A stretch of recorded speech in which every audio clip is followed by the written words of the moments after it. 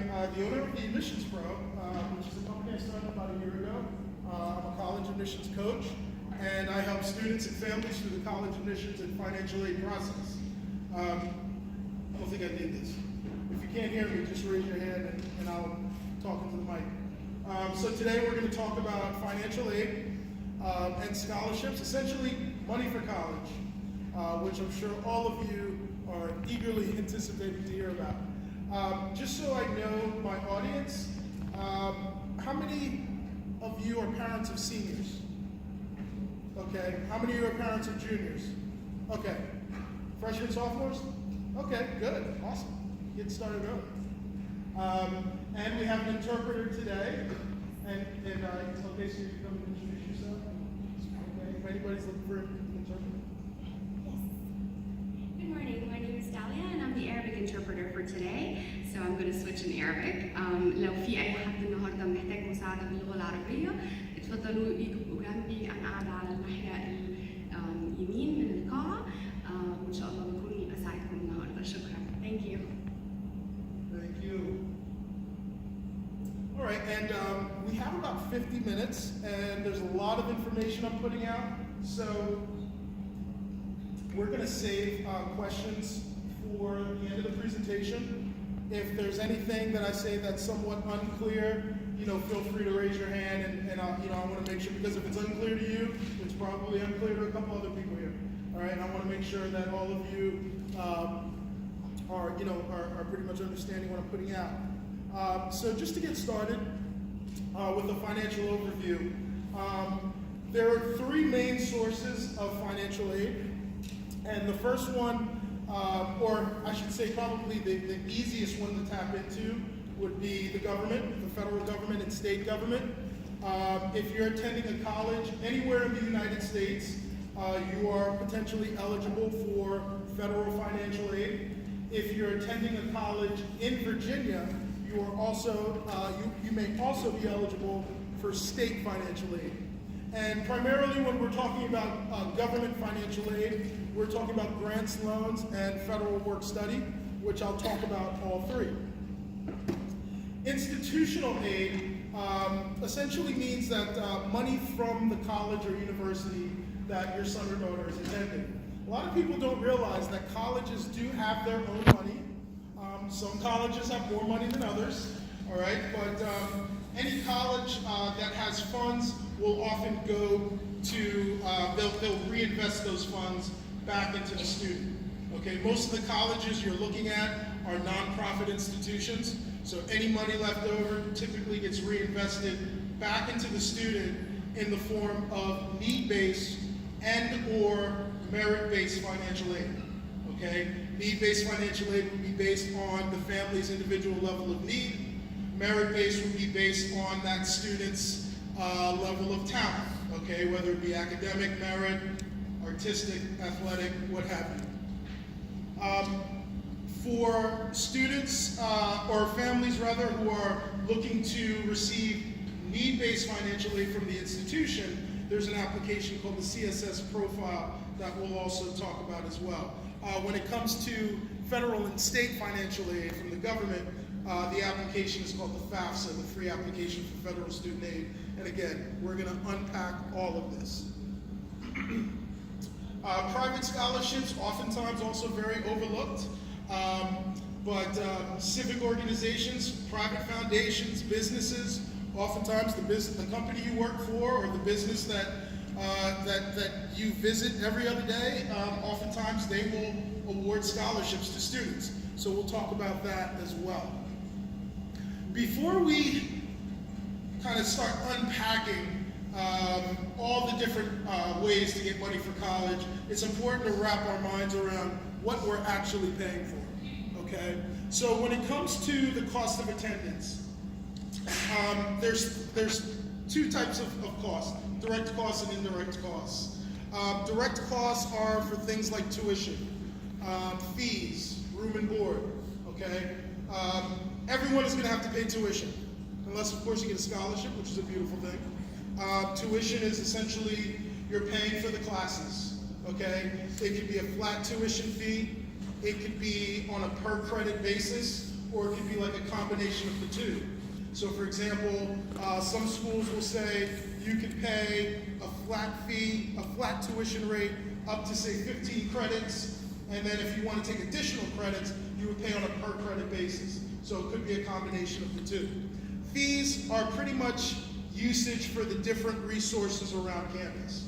All right, colleges love to talk about the free tutoring and the free computer lab and the free, access to all the different things on campus. And that's when I know you can say, well, you're paying for it in the fees.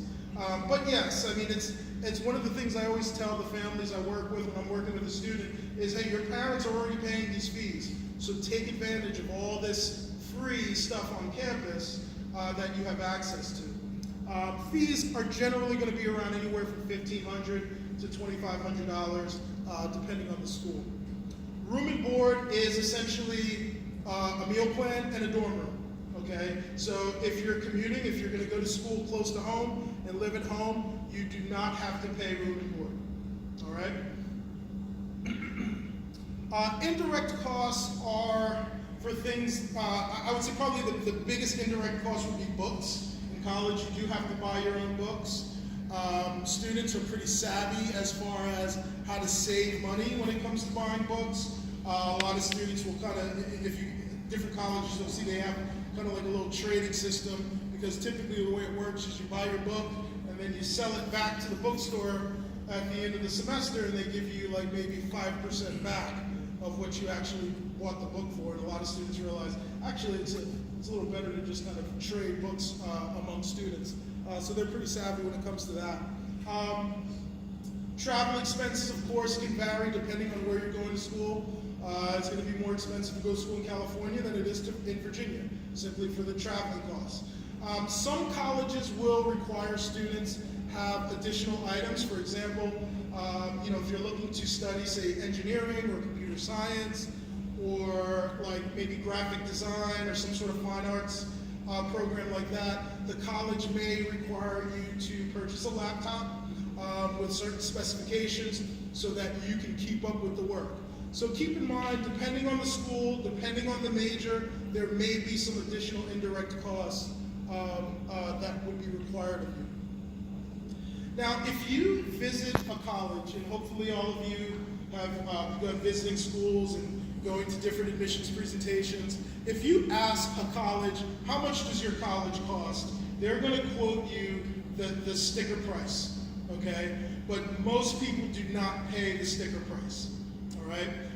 There's something called the net cost, or the net price. That's the price that you're actually going to pay. So if you take the cost of attendance and you minus any gift aid that you're eligible for. Gift aid is what we like to call free money, money that's awarded to you that you do not have to pay back. So grants and scholarships, we don't count loans in gift aid. If you take the cost of attendance minus your gift aid, that's your net price. That's the price you're going to pay, all right? There's a couple of tools if you want to get an idea of what your net price will be. Your net price is going to be based on your individual level of need. Okay, so household income, how many people are in your household. If you have a family of 3, they're not going to get as much financial aid as, say, a family of 8, with the same household income. They look at how many students you're going to have in college at the same time. If you're one of the lucky folks out there to have 2 or 3 kids in college at the same time, that will be considered a form of hardship, and you may be eligible for additional need-based financial aid. And there's tools called, like, the net price calculator is a good tool. There's a tool called College Abacus, which are just ways for you to kind of plug in basic financial information, income, taxes paid, household size, kind of like an abbreviated FAFSA, and then it'll give you an estimated net price. So you can have an idea of how much that college is actually going to cost. Keep in mind, you're not going to get that hard number until you get your financial aid package. Typically around March or April is when you'll know exactly how much that college is going to cost. Now, as I mentioned, there is an application called the FAFSA, which is the free application for federal student aid. Keyword free, this application does not cost you any money. I have clients that, I help them with their FAFSA, but I always tell them you do not have to, it's a free application. The first time you see it, it can be a little bit daunting, but after a while it does get easier. I've done enough FAFSAs in my day where I could probably do one in about 15 minutes. The first time you do it, it might take you an hour, just, to kind of maneuver around everything. It does ask you a lot of questions about the finances, and we're going to kind of go through each section. The first thing I want you to know is when you, and especially for parents of seniors, because if you have a senior in high school, you actually should have already done a FAFSA. If you have not done it yet, that's okay, you're not too late, there's still time, all right? It's available on October 1 of the student's senior year, okay? You don't want to do it before that because then you'd be doing the wrong application, all right? So you want to make sure that you go to FAFSA.ed.gov, and I stress that because you may see FAFSA.com, FAFSAapplication.com, FAFSA.net, what have you. And I don't want to, these aren't scams, okay, but these are paid services. They will require a credit card number or bank account information, and they'll charge you for this. And again, I'm stressing that because it is a free application. So anytime you're dealing with anything involving financial aid, student loans, make sure you're using a .ed.gov website. That's how you know it's a legitimate Department of Education website. And you should complete this every year. If you don't complete a FAFSA, the college is just going to assume that you're just going to write a check for the entire amount and give it to them, and most people can't afford to do that. All right, so you should do a FAFSA every year if you want to be considered for any kind of need-based financial aid. Okay? And the reason why the college needs to receive that FAFSA every year is because your financial picture may change from year to year. Okay? Maybe you're earning more money. Maybe you're earning less money than the previous year. Maybe you got laid off.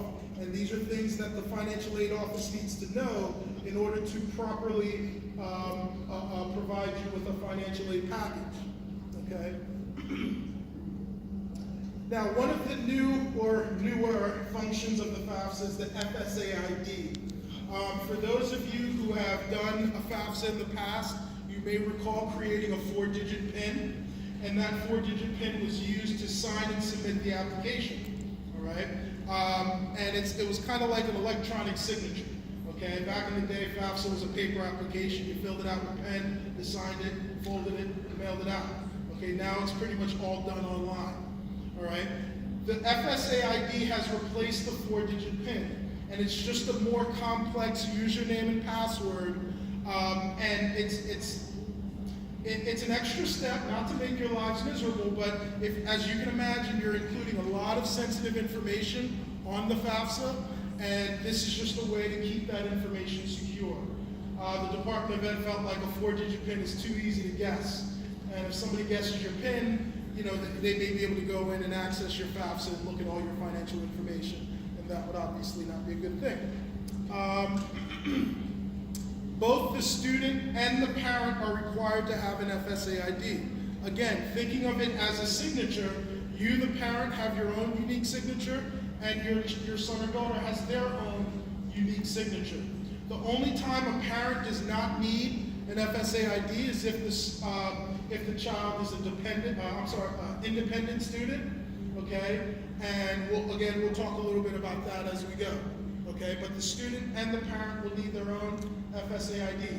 If you have created an FSA ID in the past for an older son or daughter, you can continue using that same FSA ID for your other children, okay? All right, so let's unpack the FAFSA and go through each section. As I said, the first time you see it, it can be a little bit daunting. And plus, the first time you're doing it, you're creating a FAFSA from scratch. When you go back and do it again, you would be renewing it. So a lot of the information would be pre-populated in the application, so it will get easier as you go along. So the first section of the FAFSA is student demographics. I encourage my students to take ownership over the college admissions process and at least begin the FAFSA, okay? Because that first part, a student can answer those questions. I mean, it's very basic questions about the student. One thing I see that sometimes trips students up is the FAFSA will ask the student, are you married? And obviously most 18-year-olds are not married, but sometimes students will think that they're asking about their parents, and they select yes, and then that makes them an independent student, and you know, then we have to go back and correct it. Okay, so just remember that first section is about the student. A couple things in that section. For males, it's going to ask if you've registered for selective service. In order to access federal financial aid, males do have to register for selective service. If you are not 18 at the time you're completing the FAFSA, you can select Register Me, and that student would be registered once they turn 18. Oftentimes, males are already registered, and they just don't know it. Sometimes they do it when they get their driver's license, and they may not realize it. But registering for selective service, it's a very simple process, but it is required for males. There's a question that asks if you want to be eligible for federal work study. I always recommend saying yes. Worst case scenario is you're not eligible for it, which is fine. But if you select yes, and you are eligible for it, a job would be made available for you on or near campus, all right? I worked for 2 universities in the admissions office, and you know, I loved my student workers. And if any of my student workers came to me saying, hey, I got a test tomorrow, I say, go to the library and study. Go to your room and study. Why? Because you're a student worker, okay? If you're working off campus, you're a worker, okay? So if you're looking to work while in college, I highly recommend federal work study as opposed to looking for a job off campus.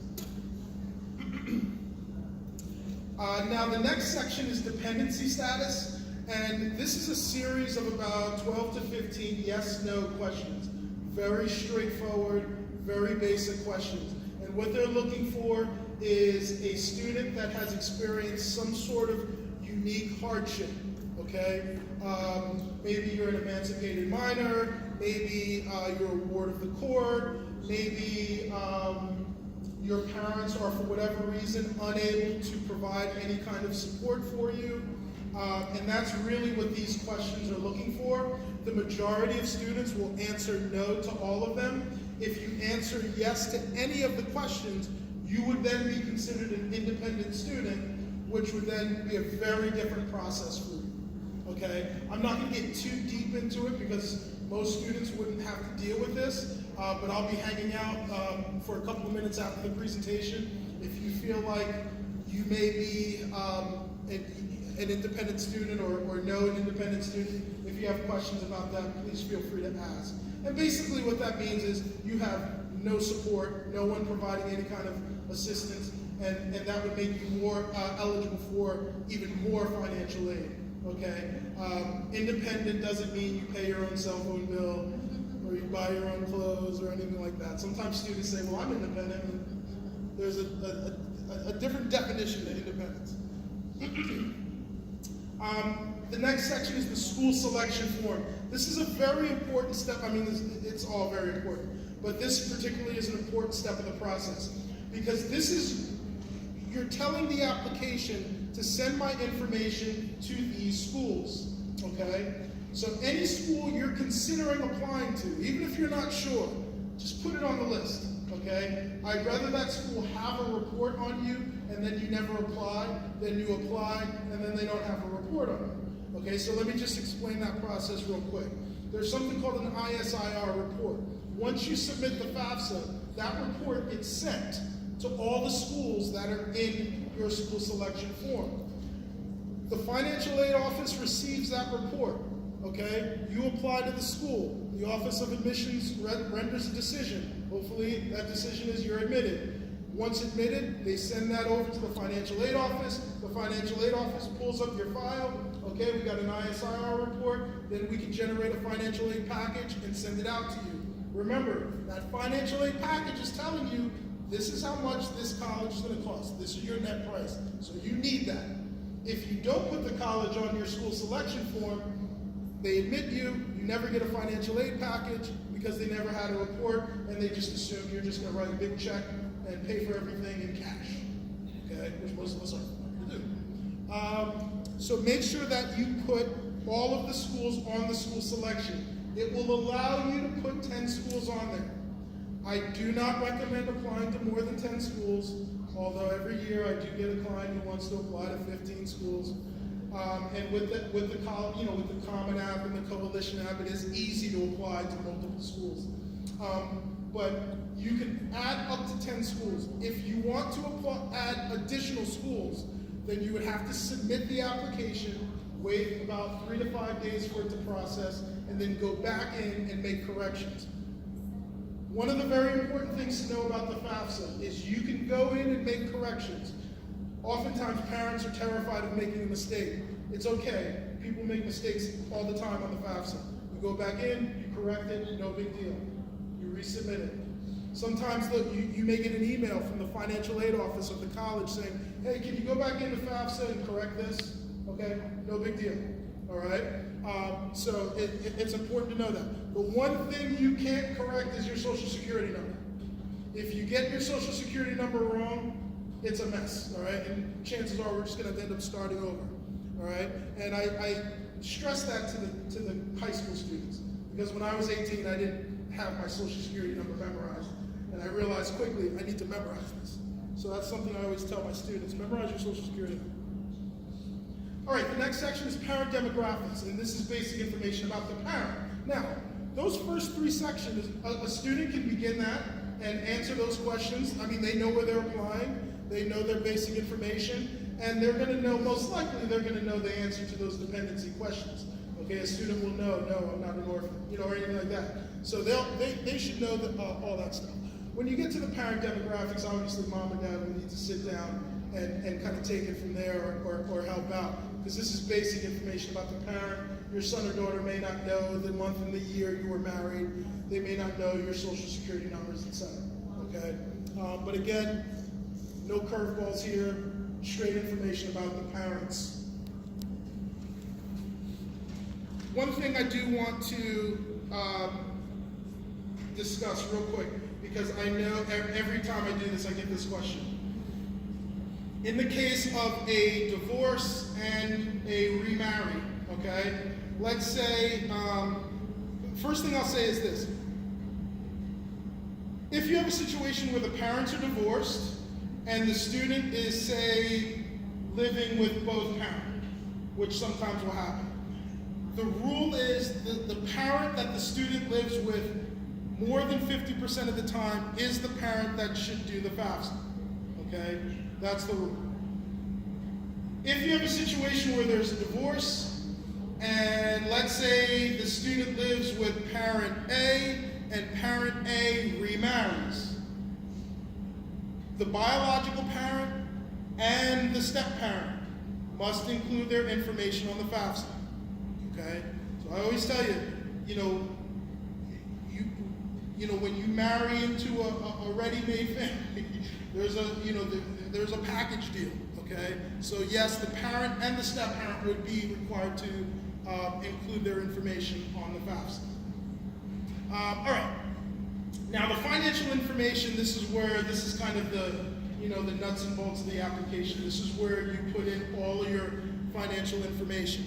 Now, one of the things to know about the financial information, the FAFSA now will require you to input information from your prior taxes, okay? So, for the seniors who are doing a 2019-2020 FAFSA, okay, because if you're a senior in high school, your freshman year will be 2019-2020. You would be required to input 2017 taxes, okay? So if you're a junior, if you're a parent of a junior, and you're going to be doing the 2020-2021 FAFSA, Next year, you would use 2018 taxes, the taxes that you're about to file in the next several weeks. The good thing about that is, the way it used to be, is it would ask for prior taxes, and then parents would have to jump through a series of hoops to hurry up, get their W-2s, hurry up, do their taxes, hurry up, get their 1040s, so they can go and get the FAFSA done by February 15th, which gives you a very short window to work with. All right? February 15th is typically the priority deadline of when you need to submit that FAFSA. That's why if you're a parent of a senior, you're fine. You still have time. So this way, your taxes are already done. You don't have to worry about hurrying up and getting your taxes done to do your FAFSA. The one potential hang-up with that is your financial picture may have changed in the past 2 years. Okay? If that has happened, and let's say that the prior taxes aren't an accurate representation of the current financial picture, that's when you need to contact the financial aid office at the school. Okay? The financial aid offices have anticipated this. They know that this is something that's going to happen. So don't hesitate to contact the financial aid office and say, look, I've been laid off from my job. I was laid off last year. Or, or just maybe something has come up that's not accurately represented on the FAFSA. Okay, it happens. And I always recommend to my families, mom and dad, you deal with financial aid. Let your son or daughter deal with admissions. Okay, financial aid is a different monster than admissions. And in the beginning, mom and dad should handle financial aid. Okay, mom and dad, please don't call the admissions office on behalf of your son or daughter. It's not a good look. Trust me, I was in admissions for 6 years. We do not like to see parents calling on behalf of their students. Irs Data Retrieval. This is a tool in the FAFSA that allows you to access the irs.gov website and extract your financial information and populate it into the FAFSA. Remember, we're dealing with government websites, so they can communicate with one another. All right. Now, without the Irs Data Retrieval, you would end up self-reporting your information, which is fine. It's perfectly okay to get your 1040s, and it will tell you, line 14 of your 1040s, enter that number here. And you could just go and enter the numbers manually. That's fine. The Irs Data Retrieval just makes it easier. It's a quick process, transfers the information right in. It saves you a ton of time, and it can also save you some time on the back end. Okay, so for example, there's something called the verification process where colleges will select, and it's usually a random selection. They'll select about 20% of their admitted students and for verification. And it's kind of like an IRS audit, right? They just want you to verify the information that you included on the FAFSA. As you can imagine, people may be tempted to fudge some numbers because they know if they fudge the numbers, maybe they'll get a little more aid. So to prevent that, they have this random verification selection. Now, in some cases in some cases it's random, but there are some things that can trigger a verification. All right, so for example, if you self-report your information, they may want you to verify that. Whereas if you do an Irs Data Retrieval, then they would see on the report that your information was transferred from the IRS, and therefore they don't have to question it. Okay? So just keep in mind, you may be selected for verification. It may be because of it may be a trigger. It may be a random selection. Whatever the case may be, you have to comply to whatever they're asking you for. Typically, they may ask you for tax transcripts. They may ask you to verify all the people in your household. If you say you got 12 people living in your house, they may say, okay, we need their names and social security numbers. So things like that. So keep that in mind. You're not in trouble. Sometimes parents get nervous when they're selected for verification. It's not a big deal, but you have to comply. Now, for those of you, if you have a 529 savings plan, that does need to be reported as an asset on the FAFSA. Okay? say grandma and grandpa have a 529, and they are going to give that money to their grandchild, then the son or daughter in the student financial section would have to report that as untaxed income. Okay? So 529 plans do need to be reported as assets. You do not need to report the home you live in as an asset. You do not need to report your cars or anything like that. If you have, say, a investment property or a vacation home or something like that, that would need to be reported. Retirement plans do not need to be reported as an asset. Okay? The government does not expect you to dip into your retirement to pay for your son or daughter's education. However, if you withdraw money from a retirement plan early, that has to be reported as income. Okay? All right. Once you do the financial section, as you can imagine, that typically is the longest section. It'll then take you to the sign and submit page. That's where you put in your FSA ID, the student and the parent. If the student's independent, only the student needs to input their FSA ID, and then you submit the application. Okay? Was there a question? Once you submit the application, it'll then take you to the confirmation page. That confirmation page has a lot of important information on there, so I recommend printing it out. You don't have to, but I do recommend printing it out. Most important piece of information on there is the EFC. That's your expected family contribution. That's the government essentially saying, based on the information you provided, we feel you can contribute X amount of dollars towards your son or daughter's education. Okay? You're most likely not going to agree with it, but hey, that's the government. Okay? They have their own math and their own formulas, and that's what they come up with. Okay? The EFC could be anywhere from all zeros to all nines. It's a 6-digit code. Okay? If you see EFC 00000, that means you have a 0 EFC. That means you're eligible for the maximum amount of financial aid. If you see anything below, I think it's about 5,400 is the cutoff. Anything below that is considered high need. Okay, so you can expect to receive a Pell Grant and maybe some additional state grants if you go to school in Virginia. Okay, if your EFC is above that, don't expect a lot of grants. Okay, everyone who fills out a FAFSA is eligible for a student loan. Okay, regardless of your level of need, everyone is eligible for a direct staff, a federal direct Stafford loan. Okay, if you qualify, you could be eligible for a subsidized